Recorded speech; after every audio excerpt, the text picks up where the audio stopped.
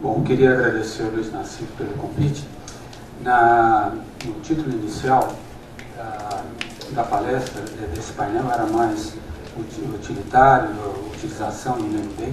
Depois passou para a pesquisa nuclear e, por sorte, eu botei uma figura aí para responder ao Luiz Nassif sobre fusão. Se ele, em vez de ter nascido em Poços de Caldas, tivesse nascido na minha terra, vizinha dele, em Itajubá, ele estaria falando a questão correta sobre fusão. Agora, em novembro, nós completamos 20 anos, que foi do aniversário da produção de energia nuclear por confinamento magnético, 16 megawatts no reator JET na Inglaterra, em Oxfordshire.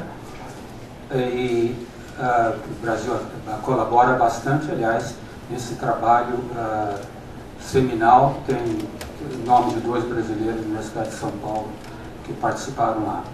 O que vocês, senhores, estão vendo, eu não vou falar mais sobre isso, mas aproveitei a deixa do Nassif para colocar aí. O que vocês estão vendo é o módulo do reator de fusão chamado ITER. ITER está sendo construído em Cadarache, na França. ITER, International Thermonuclear Energy Reactor, mas o nome foi escolhido a propósito porque ITER em latim quer dizer o caminho.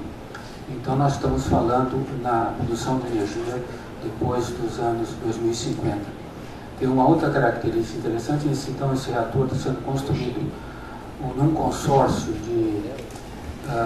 dos Estados Unidos, União Europeia, Japão, China, Coreia e Índia. Vou falar daqui a pouco. O Brasil foi convidado a participar, não vou dizer por que não. E custo da ordem de 15 bilhões de dólares, deve estar começando a funcionar no ano 2020. E o Brasil foi convidado para participar porque, na verdade, eu acho que é o maior projeto internacional de pesquisa na forma de participação, que eles chamam em inglês in kind. Quer dizer, os membros fornecem os equipamentos.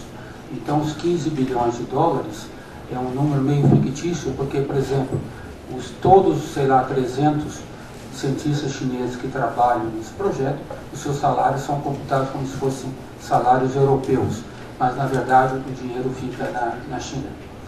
E esse reator, como é um confinamento magnético de plasma, então, esse reator vai produzir 500 megawatts de energia, um protótipo. Ele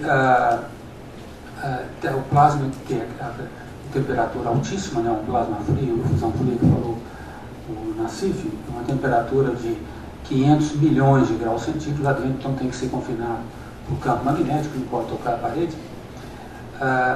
Então esse confinamento magnético é feito por bobinas, eu não posso mostrar questão externas, e essas bobinas eles custam da ordem de 17% do preço do reator.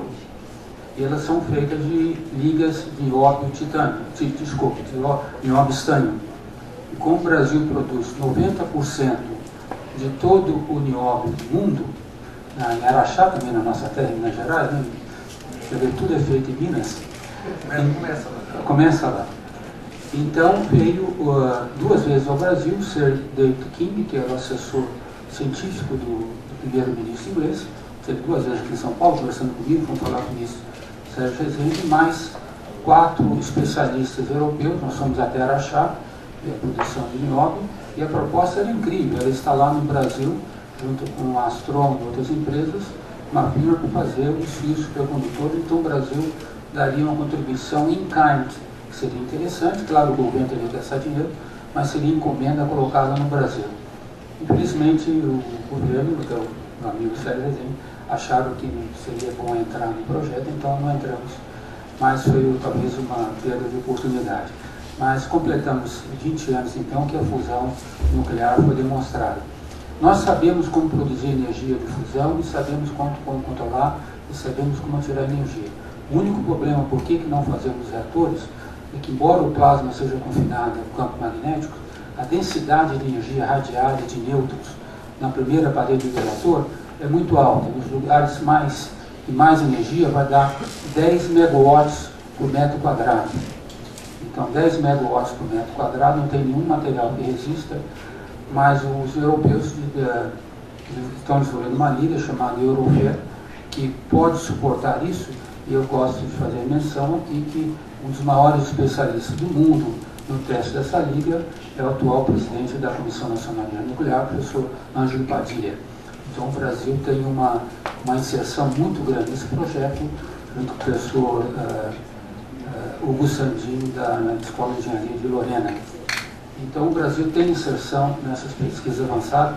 Infelizmente, a organização do professor Edson Kuramoto ainda não apoia muito a fusão, espero que no futuro apoie um pouquinho mais a fusão. Bom, mas feita essa propaganda, eu vou falar agora em nome da Sociedade Brasileira de Física. Eu peço para passar o próximo slide, dentro da... é aqui que eu passo. Então, o direito, né? Como eu já tenho 64 anos quase, a gente esquece que usa isso. Eu vi que o Luiz é mais rápido que eu nessas coisas. Bom, a Sociedade Brasileira de Física, ela tem uma comissão chamada Comissão de Acompanhamento do Programa Nuclear, que existe há quase 10 anos. E eu, em nome da sociedade, eu estou apresentando aqui em nome da sociedade, eu quero agradecer à atual gestão da CNEM, que foi pela primeira vez que essa comissão foi recebida pela presidência da CNEM para colocar as preocupações da sociedade em nome da sociedade brasileira. Porque os físicos, eles são, embora sejam físicos, apoio à energia nuclear, mesmo no meio físico, não é universal. Na verdade, existe muita gente contra. E por uma razão muito clara, modestamente dizendo, mas os físicos brasileiros, eles são praticamente, em pesquisa científica, o top do Brasil, junto com os médicos e com os químicos. E a produtividade científica é altíssima, em nanotecnologia e em outras áreas. E a área nuclear já não é mais uma linha de top de pesquisa, então existe um certo preconceito. Mas, por outro lado, para falar de produção de energia nuclear, a produção de energia por reatores nucleares, hoje em dia é um problema de engenharia. E, infelizmente, eu consegui, nessa comissão, incluir um engenheiro, e temos aqui um colega meu, dos tempos do MIT, o professor Pedro Caragiresco, que é hoje o pró-reitor da Universidade Federal da ABC, que é um engenheiro, então, bona fide, que deu um toque de mais pé no chão para essa comissão. Quero chamar a atenção também do professor Anselmo Páscoa, que foi um dos diretores da CNEM, contribuiu muito para essa comissão, inclusive com a sua vida. Na primeira reunião, ele teve um ataque do coração, então quero lembrar a memória do professor Anselmo Páscoa. Bom, dito isso, eu vou apresentar as conclusões, rapidamente, as conclusões principais do relatório, e elas estão disponíveis na página da Sociedade Brasileira de Física. É um relatório curto, do jeito que os físicos gostam de escrever as coisas. Então, a primeira, são 4 recomendações. A primeira recomendação, por isso que eu fiz aquela pergunta, nós consideramos absolutamente urgente a criação da agência reguladora. E agora, assim, só para bater um pouco o contrário daquelas agências, precisa de entender, eu sempre tenho medo quando eu vejo economistas falando de ciência, então bater o ponto aqui. E principalmente, às vezes, de silêncio, principalmente quando é também ministro de Ciência e Tecnologia, eu fico preocupado. Mas eu vou falar claramente aqui. A agência regulatória não é como as outras agências. É uma questão de licenciamento e salvaguarda nuclear. Nós não estamos falando a mesma coisa. Nós estamos falando de dar autorização para a Angra funcionar. Os senhores sabem que a Angra 2 até 2 anos não tinha licença de operação? Sabem disso? Tinha licença civil. Angra 3 tinha licença civil. Então, Angra 2, que produziu da energia, o Leonan falou, etc., muito bem, batemos pau, sem o licenciamento nuclear. Eu sou membro de uma comissão da Agência Nacional de Energia Atômica, International Fusion Research Council. Não há uma vez que eu não vá à agência que o diretor, lá, o chefe da seção de física, como que o Brasil não tem agência regulatória? Toda vez eles perguntam, não é possível isso. Então, essa é uma preocupação essencial, não se trata de análise, se trata de dar autorização ao reator multipropósito. Vamos falar de reator. O Rondinelli falou isso, mas como eu participei na reunião de Brasília, eu posso falar. O reator multipropósito. Os fiscais me dizem que não tem gente para licenciar o reator multipropósito. Não tem gente suficiente para ele ser esse reator multipropósito, dentro da própria CNEM. Então, outra vez que eu falei com o ex-presidente da CNEM, que eu era muito amigo dele, como é possível o presidente da comissão, que se diz o órgão regulatório brasileiro, a Agência de Comissão Nacional de Energia Nuclear, defender a instalação de reatores nucleares? Ele não pode fazer isso. É uma contradição. Quem é o presidente do órgão regulatório não pode dizer que ele é favorável ao reator, ele tem que ter uma posição crítica. Então, essa dicotomia, esse embate é muito... Eu estou ouvindo lá, é 10 ou 20? 10. 10. Eu vou acabar. Então, essa questão da criação do órgão regulatório, a Sociedade Brasileira de Física considera essencial e estamos muito satisfeitos, fiz a crítica, muito satisfeito com a atual gestão da CNEM, que está inteiramente aberta e trabalhando nessa direção. Bom, a segunda, eu não vou colocar muito, já foi mais, nós apoiamos inteiramente a construção do reator multipropósito. E agora eu vou dizer por que é isso. Porque é um problema sério, aliás, o Leonan, eu acho que, não sei se foi o Leonan, outro falou, esse é considerado, o Rodinelli falou, esse é considerado um projeto que é motivador por quê? Você falou muito bem agora, Edson. Não se forma pessoal, está faltando pessoal, não se forma pessoal sem um projeto. Alguém mencionou aqui, tem um programa da COP no Rio de Janeiro, o colega professor Aquilino, que estava formando, criou um curso de graduação em engenharia nuclear. Vamos ser bem honestos, a posição da Sociedade Brasileira de Física. Isso é uma besteira. Eu tenho 20 anos de experiência dando aula na escola politécnica. Não tem um engenheiro da escola politécnica que você diz, no primeiro ano ele vem lá do colegial, não sabe nem o que é engenharia elétrica, direito, medicina. Se você fazer engenharia nuclear, ele vai trabalhar onde? E depois, como o Edson muito bem colocou, a energia nuclear é uma coisa multidisciplinar. Então, o programa de formação tem que ser exatamente aquele tipo do Rex Nazaré fez. Certo? Tem que ser programas de pós-graduação, treinamento para gente já formada, mestrado, doutorado. Agora, essas pessoas só se formam se tiver um projeto. Ninguém faz mestrado, doutorado para trabalhar. Tem que ter um projeto. Doutorado tem que ter uma coisa original. Se não tiver um projeto, não vai formar. Então, como o Brasil há muito tempo não tem projeto, mesmo na área de engenharia, tem que ser original o doutorado. Se não tiver um projeto carreador, não vai haver formação de pessoal. Então, estou muito satisfeito, o Rodinelli falou, estamos com 400 milhões de reais já aprovados no próximo PPA.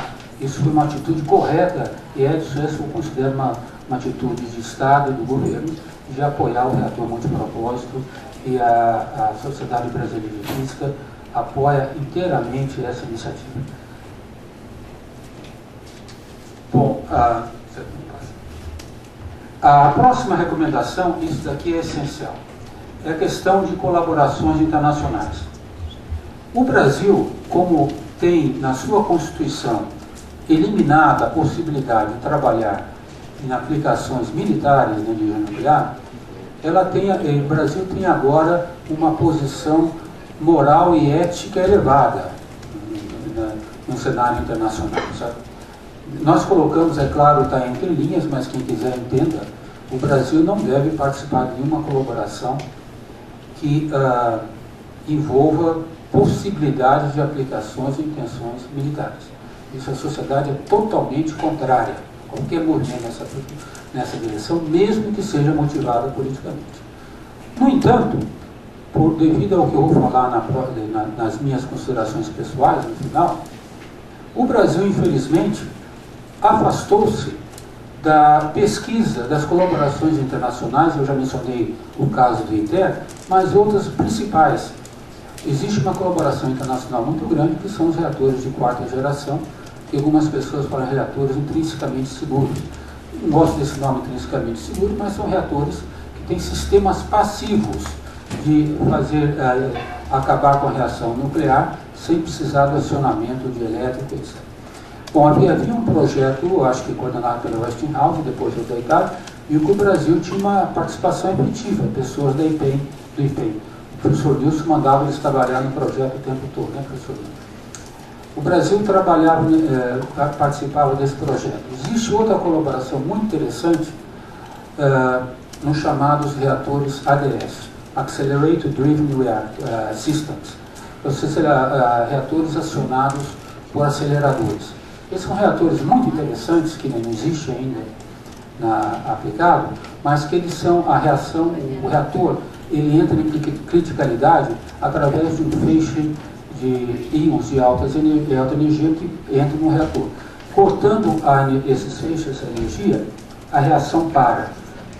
Existia também no Brasil, também no IPE, em outros lugares, no próprio CDPF no Rio de Janeiro, esforços trabalhando nessa direção. Isso foi cortado pela CNEM. Foi cortado por um erro muito grande. Certo? É uma confusão, eu vou falar isso no final, entre a questão de energia para a produção de eletricidade, para aplicações, e a pesquisa nuclear. Certo? Então, por exemplo, muitas vezes falava com pessoas do IPE, olha, nós temos que continuar trabalhando nos reatores de quarta geração. Falo, não é possível, porque o dinheiro tem que ser investido em reator. A CNEM não tem que se preocupar com dinheiro em reator. Quem tem que decidir se vai botar um reator produzindo energia ou não é Eletronuclear, a Eletrobras, o Ministério de Minas e Energia. A CNEM, fora a parte regulatória, tem que se preocupar com pesquisa, com os chamados sistemas avançados, com a questão de tratamento de resíduos radioativos e assim por diante. Eu dou como exemplo aí, para ver como é que nós perdemos. Isso daí é o reator agora de 20 megawatts, e o reator rápido, fase brilha, feito na China, e eles entrou em operação esse mês, e eles vão logo, até eu acho que 2020, colocar o próximo reator em operação. Então vai ser o 8º país do mundo dominando essa tecnologia. Bom, a outra recomendação, eu acho que não passei, né? Então a outra anterior eu misturei. A cooperação internacional eu já falei. E agora eu vou passar para alguns comentários pessoais, que isso, os meus colegas da CDPF, desculpe, da SBF não viram, mas eu gostaria de mencionar. Sabe? Na verdade, o que acontece é quando estou conseguindo ler. Bom, do governo alemão eu já falei.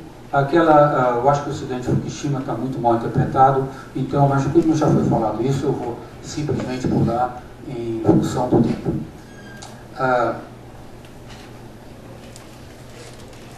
Nós temos que nos preocupar com esse termo que nós chamamos de desenvolvimento acionado pela ciência. O que é um desenvolvimento acionado pela ciência? O desenvolvimento acionado pela ciência é qualquer desenvolvimento e inovação que é feita que só existe porque o desenvolvimento científico existe. Vamos ser bastante objetivos, né? A indústria nuclear é um desenvolvimento acionado pela ciência. A indústria do carvão não é. Certo? A fábrica de tesouras. Certo? Fabricar tesouras, em princípio, não é acionado pela ciência, mas pode ser, dependendo do meio. Se nós vamos cortar tesouras a laser, etc. Certo? Então, o Brasil precisa de se preocupar muito com essa questão de desenvolvimento acionado pela ciência. E damos exemplo, parar de falar de Coreia, etc. Vamos falar da Polônia agora. Certo? A Polônia está agora instalando um instituto de pesquisas nucleares que vai envolver não só projetos na área nuclear, vai instalar um laser de elétrons livres na fonte de ultravioleta de altíssima energia, e vai ter outras aplicações, contratando 1.000 pessoas, das quais 500, quando eles falam 500 cientistas, são 500 doutores. Sabe? 500 doutores. Por que eu falo isso?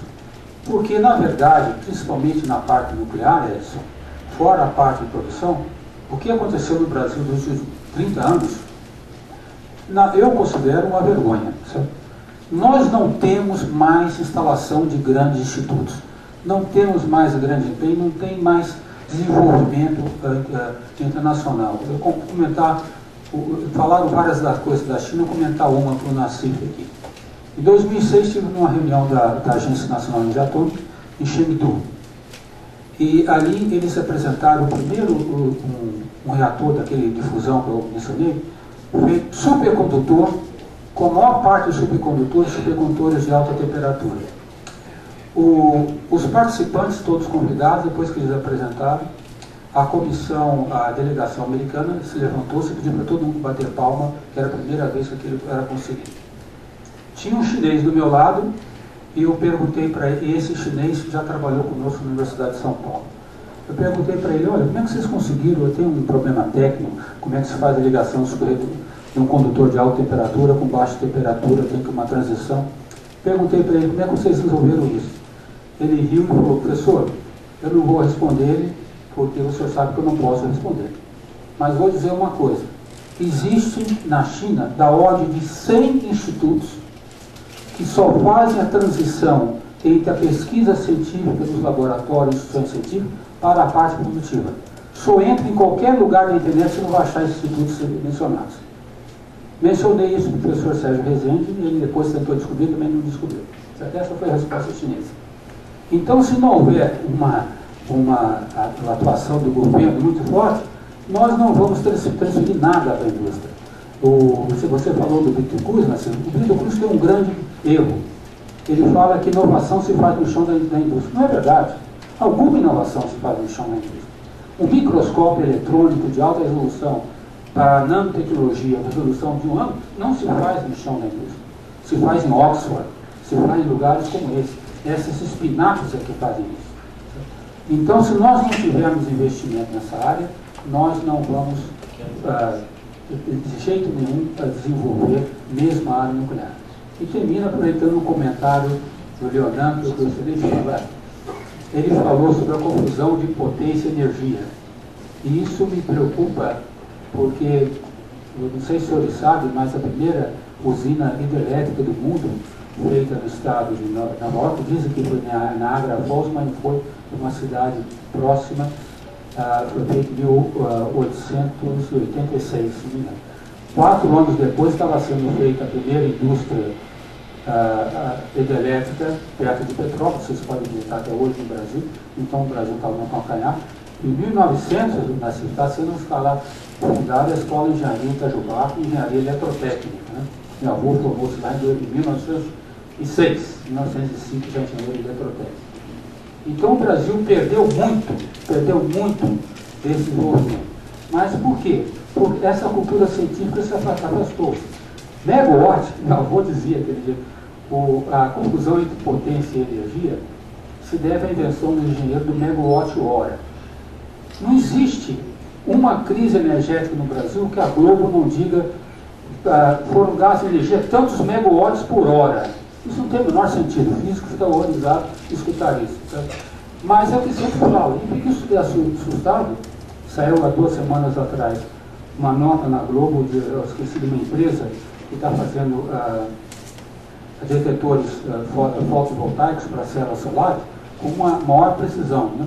Então ele fala lá, a energia dos painéis agora subiu de tanto, aí ele escreve, não lembro o número, mas de tantos megawatts por hora para tantos megawatts por hora, repetiu. Quer dizer, isso é o diretor de uma empresa que está produzindo células fotovoltaicas. Né? E além de escutar todo dia, eu estou acabando, quase qualquer transmissão de futebol, o nosso amigo, tem o mesmo nome meu, né? Falar que a bola entrou no gol a 100 km, quer dizer, o quilômetro estava a 100 km de distância, não sabia que quilômetro, e por isso eu termino. O Galvão tem língua afiada. Ele fez uma boa apresentação sobre o que acontece quando o jornalismo se mete com a ciência. Agora eu vou fazer uma boa apresentação sobre quando a ciência não se mete com o jornalismo. São 2 polos diferentes. E no final dos anos 90, ouvindo o Brito, ouvindo um conjunto de cientistas aí, eu iniciei uma série na Folha de provocação à universidade sobre o papel da universidade. Acabar com aquela história da medição de eficiência se apenas no paper, entrar um pouquinho nessa questão da hierarquia da universidade, que impedia o livre fluxo de ideias por parte do pessoal não categorizado, digamos assim, que não tinha feito carreira, a dificuldade dos departamentos de interagirem entre si, aí, em projetos interdisciplinares, porque sempre havia a questão de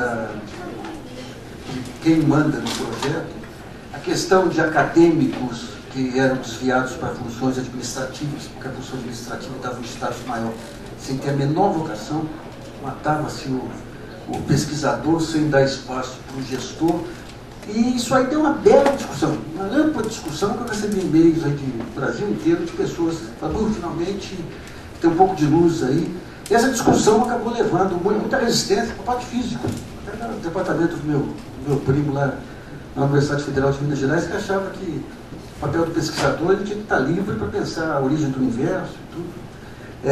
Deu uma bela discussão e a Sociedade Brasileira de Física, com base nas sugestões levantadas, não pelo jornalista. O jornalista ele não é especialista, ele pega um conjunto de informações, organiza e estrutura. A Sociedade Brasileira de Física fez um belo projeto mostrando, que encaminhou para o então ministro Paulo Venato, um projeto de reforma universitária, e Paulo Venato, com aquela vontade louca que ele tinha de não fazer nada, acabou não dando seguimento, depois acabou gerando.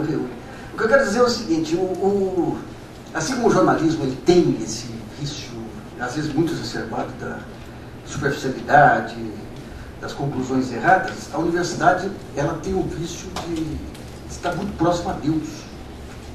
Tem que estar mais no chão.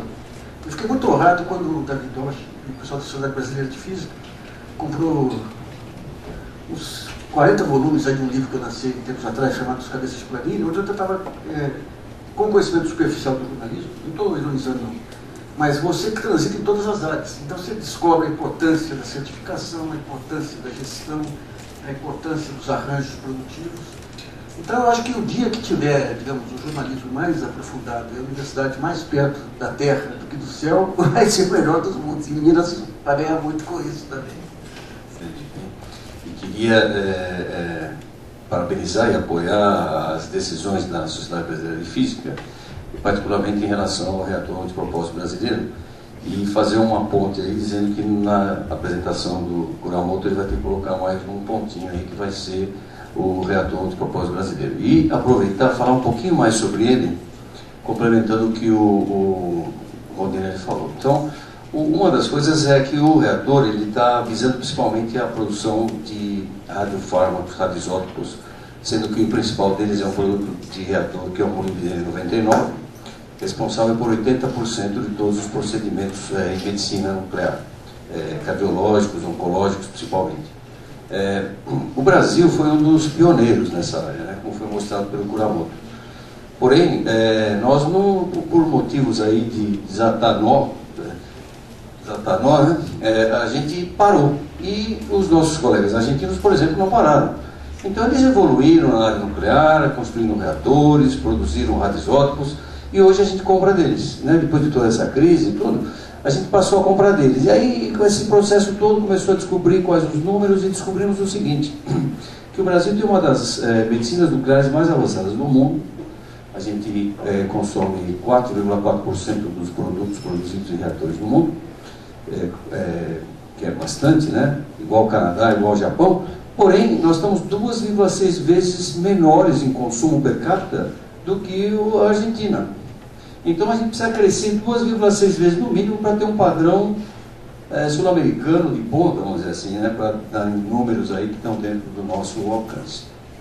A segunda utilidade desse reator é uma utilidade estratégica. Ele vai testar materiais nucleares que vão compor o nosso parque industrial nuclear, ou ele vai compor o nosso submarino nuclear. E isso é uma coisa que você não compra. Ou você tem capacidade verticalizada para fazer, ou você vai ter que não fazer. Então você está fora do grupo. E a terceira, que eu acho que é uma coisa que está na base da área nuclear, é o seguinte: quando você entra na área nuclear, você não tem uma parada, você não para mais. Quer dizer, você pode até parar, os outros não pararão, então você vai estar submisso à vontade de outros, né? Como alguns países que a gente vê plebiscitários, etc. e tal, que acabam até comprando energia elétrica através da fronteira ali. Se tiver um problema nuclear, eles não vão nem poder tratá-lo direito, porque não tem mais quadros, etc. Isso hoje, em Fukushima, nós, no IPEM, monitoramos as coisas que aconteceram em São Paulo, porque isso é uma coisa global, não é uma coisa regional mais. Então não tem como escapar. Uma vez descoberto, nós vamos ter que administrar isso aí. E essa vertente, a terceira vertente do reator, é a preparação de cérebros. Nós vamos ter uma linha de feixe de investigação fundamental de uso de nêutrons que vai garantir que daqui a 30 anos, quando as nossas usinas ainda estiverem operando, nós vamos ter pesquisadores que que saibam usar essas coisas e que garantam a saúde da nossa população. Então essa é a terceira função do reator. Além do que, vai ser um instrumento de pesquisa científica que hoje o Brasil não dispõe. Se você quiser estudar moléculas que existem, que tenham átomos leves, como carbono e hidrogênio, nêutrons são os caras para fazer isso. E se a gente quer ter uma indústria farmacêutica, que o país do primeiro mundo tem que ter indústria farmacêutica, nós vamos ter que usar nêutrons para fazer essas coisas, que é a terceira função do reator do propósito brasileiro. Então, ele precisa da força de todo mundo aqui, principalmente lá no Congresso. Olha, Galvão, eu acho que eu primeiro vou fazer uma crítica à Sociedade Brasileira de Física, faz tempo que eu não vou na reunião, e que é em relação a essa questão da aplicação e das tecnologias nos meios militares, no caso do submarino que se faz em Peró, etc. Eu acho que a nossa geração herdou aí, né, do hambúrguer, da Melinha, do Goldberg, de nós próprios, etc. Essa forma pacifista que tem um objetivo justo e que era principalmente justo no período em que nós éramos estudantes, mas que hoje em dia, vendo as demais nações e com mais maturidade, eu vejo que não é por acaso que em Yale se debatia defesa todos os dias, todas as horas, todos os momentos. Não é por acaso que a indústria de defesa é uma indústria fundamental em qualquer país do mundo. Não é por acaso que os chineses, quando olham o nosso pré-sal, falam que o pré-sal não é nosso. Porque nós não temos os meios materiais de defendê-lo. Não temos. Tá certo? Alô, som.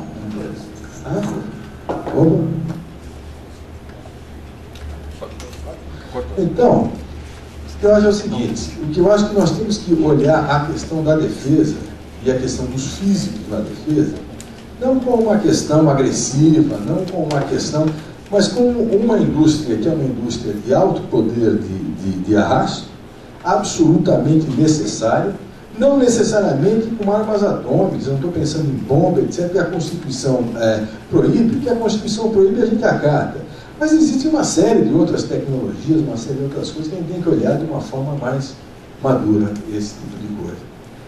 E não simplesmente assim, o país tropical, de um bando de abençoado por Deus e bonito por natureza, e que por isso, sentado no Conselho de Segurança, não vão vir pegar nossas riquezas naturais. E conversando com os militares de ultradireita, exemplo, o próprio Lessa, você vê que eles também compartilham dessa ideia com outro viés ideológico, portanto, eu descarto qualquer tipo de viés ideológico e vejo essa questão pragmaticamente da defesa. Bom, segundo ponto que eu acho que você falou que é extremamente importante, mas extremamente importante, são os projetos. Eu acho que o Nilson deu um exemplo de um projeto, o reator multipropósito, apontando que na construção desse reator, no funcionamento desse reator, ele vai fazer cérebro, vai garantir a continuidade, vai garantir uma série de coisas. E eu acho que nós temos que ter vários projetos nacionais. Os chineses têm uma universidade de defesa, os chineses têm, na Universidade de Defesa, eles fazem um supercomputador brasileiro, chinês, nós não fazemos um supercomputador brasileiro. Então, eu acho que nós temos que voltar a ter os grandes projetos, e no bojo desses grandes projetos é possível a formação de quadros. Entende? Eu acho que não adianta tentar melhorar a qualidade das federais de outra maneira, ponto comercial, etc. E tal. Se não tiver projeto, a gente não vai na frente. Então, eu acho que uma grande tarefa dos políticos brasileiros, dos cientistas brasileiros, da nossa sociedade brasileira de física e da comunidade em geral, é exatamente selecionar esses projetos nacionais, projetos da nação, projetos da pátria, digamos assim, que vão ser seguidos e que vão ser implementados nos mais diversos lugares e das mais diversas formas, e deixar essa questão de competir aqui, ter que tudo ser no mesmo lugar. Eu acho que acredito que não. Eu propus a eletronuclear, e aqui nem a formação de um laboratório para estudar reprocessamento. É uma questão fundamental.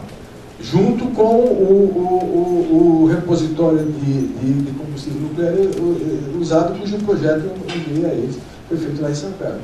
Então, e tem outros exemplos que correm. Então, acho que essa tua observação é absolutamente crucial. Eu não conheço nenhum processo de formação de recursos humanos que não tenha feito no bojo do processo, no bojo do projeto. Quanto ao segundo comentário, eu não vou, nós concordamos. Quanto ao primeiro, talvez eu tenha me expressado mal, tenha escrito mal, eu não consegui ler aqui, me engano.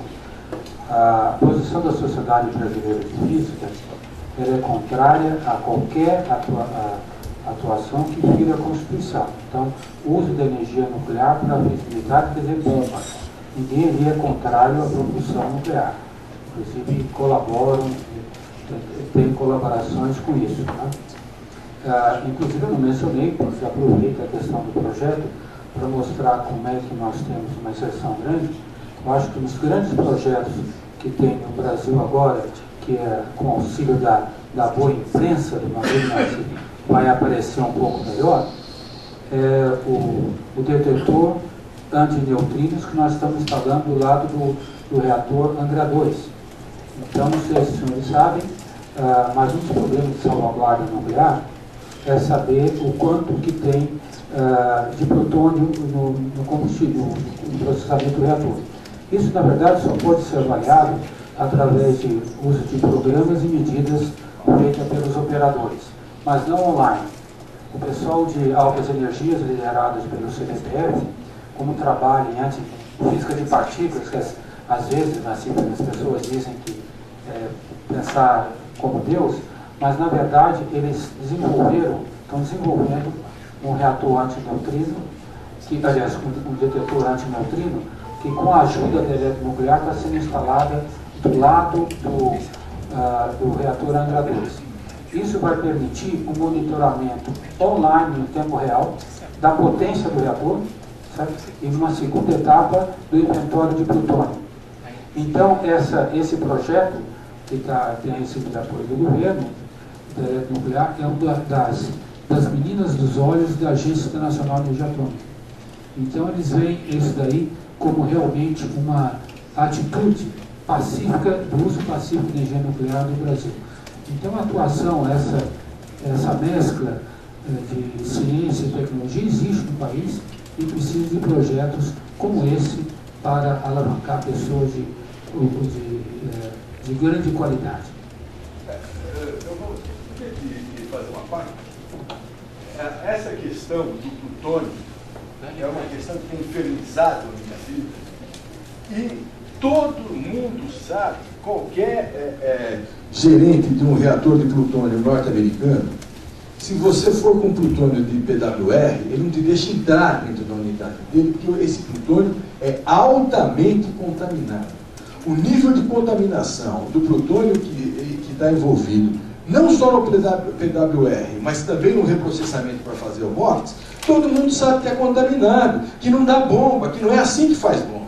Todo mundo sabe. Mas a Associação Internacional de Energia, certos grupos antigos nos Estados Unidos, que hoje com o novo programa deles eles deixaram isso de lá, mas certos grupos colocam a questão do estudo do reprocessamento e do eventual reprocessamento do urânio irradiado dos reatores brasileiros como um elemento de periculosidade ligado à produção de armamento, e a gente sabe que não é.